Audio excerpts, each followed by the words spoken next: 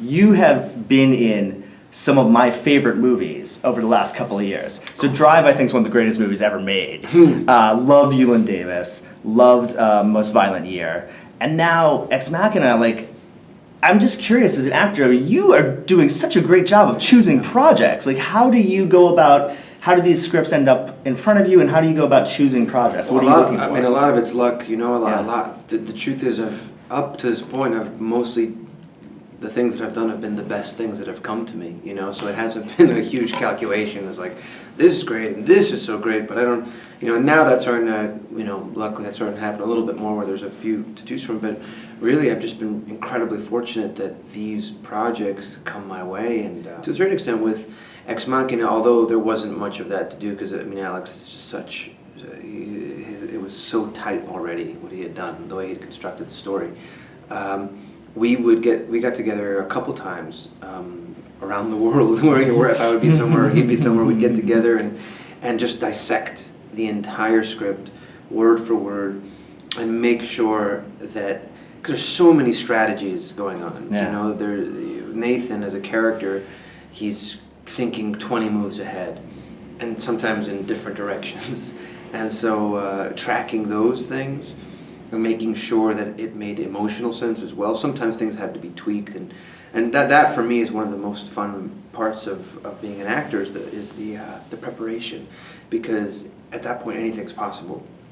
And so you're just kind of, in some ways, for me, it's more about figuring out what it's not than what exactly it is. You know, not overly defining it, but figuring out why it can't be a completely different other thing. The look of the character, the look of Nathan. I mean, how do you decide?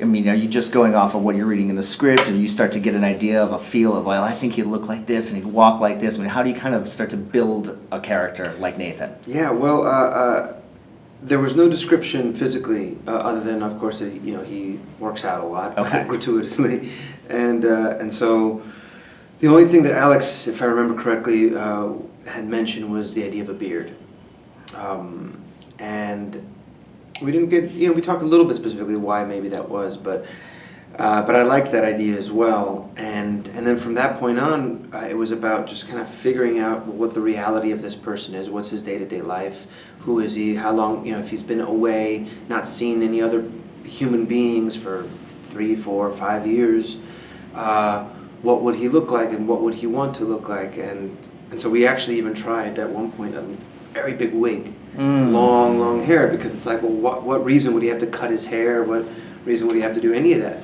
And then you know, we played with that look, and for a while there, we were kind of leaning in that direction, because there was something that actually was quite Promethean, quite caveman-like, which was fun, a fun juxtaposition. But then I actually thought, from a practical level, wouldn't it kind of get in the way as well? I mean, if he's the only one and he's been making these very intricate little things, the last thing is that he would want is like some hair falling out. So we thought maybe he would shave it all off, or maybe he had long hair, and, you know, when Caleb showed up, he shaved his head. So there's all these little thoughts that go into play for the reality of the character. What we ended up with, obviously, the shaved head and the glasses. For me, that was inspired partly from Kubrick.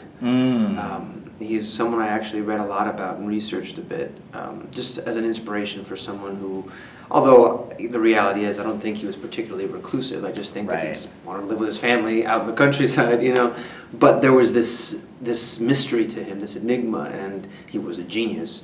And so there was something, he was hyper intelligent, he was a great chess player, and there was something about that look with the glasses that he would always kind of look over with those owl eyes and the shaved head. Well, I mean, he had hair down here, he was bald, and the beard. Bobby Fischer as well. Bobby Fischer, he was another one that, you know, that was like a dark genius, you know, someone that was so amazing at one thing, but was just terrible at other parts of his life, and actually got eaten up in the end by his, this misanthropic thing that he had inside of him.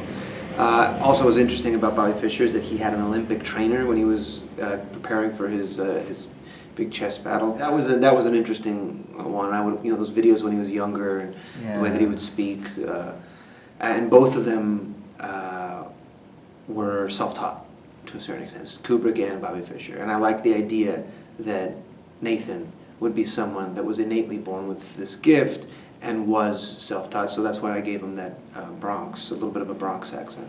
Can you talk about the cat and mouse game that's really going on between Nathan and Dom's character? Yeah. Well, exactly. That's exactly right. I mean, he's bringing this guy in, the character that Domhnall plays, ostensibly to do this test, to test if this robot that he's created indeed has self-awareness, has consciousness, has true or high artificial intelligence. But the reality is that he has a whole other experiment that he is doing. He's actually testing to see how he knows that this robot that he's created is high functioning, and he wants to see how far the robot will go to earn its freedom. Because he knows that once he makes a machine that's self-aware, it is aware that it wants to live its own experience, just like anything that would be self-aware. It doesn't want to be subjugated. And so he's kind of, there's a ruse going on there.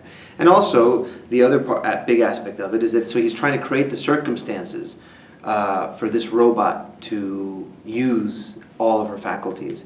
And part of that is playing the villain, is making it seem like this robot is someone that needs to be saved from me. Right. Making this guy who's incredibly intelligent, who's an amazing coder, who's an amazing programmer, making him believe that the smartest thing he can do is help this robot escape and then marry it. When you say it, it sounds so ridiculous. It sounds completely, but that's kind of the idea. Right.